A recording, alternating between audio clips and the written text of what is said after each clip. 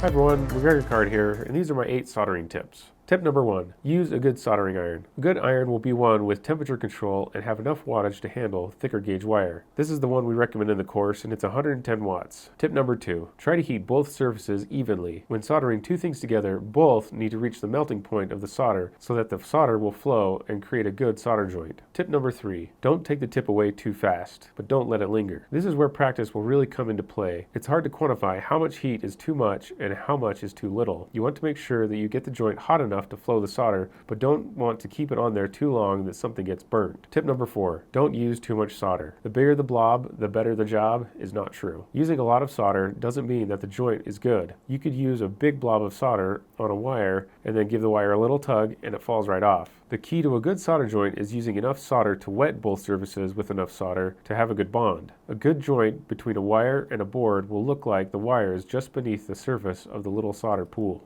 Tip number 5, hold the joint as still as possible while cooling and don't blow on it to cool it off. Wiggling, bumping, or moving the solder joint while it's cooling will cause a disturbed solder joint. Disturbed solder joints may cause poor electrical connections and poor mechanical connections. It is best to hold the joint still and let it cool and solidify naturally. Tip number 6, tin wires before soldering. Pre-tinning wires helps the solder flow between the strands of the wire and will help make sure that there is proper wetting when joining or soldering a wire down. Tip number 7, always solder with a clean tip and tin your tip when not in use. When a soldering iron is hot and sitting, the tip will start to oxidize. These oxidizations will prevent the transfer of heat to the things you are trying to solder and must be removed before soldering. Use a wet sponge or brass wool to clean the tip before you solder and after you solder. And to help prevent the tip from becoming oxidized while sitting on the bench, it's a good idea to put solder or tin the tip of the soldering iron when you put it down. Tip number 8, don't apply too much pressure on the soldering iron. Let the heat do the work. You shouldn't need to put a lot of pressure on the iron to solder the joint. You just need to make sure that there is enough contact to let the heat transfer and do the work for you. Those are my basic soldering tips. If you have any questions, definitely let me know and have fun flying.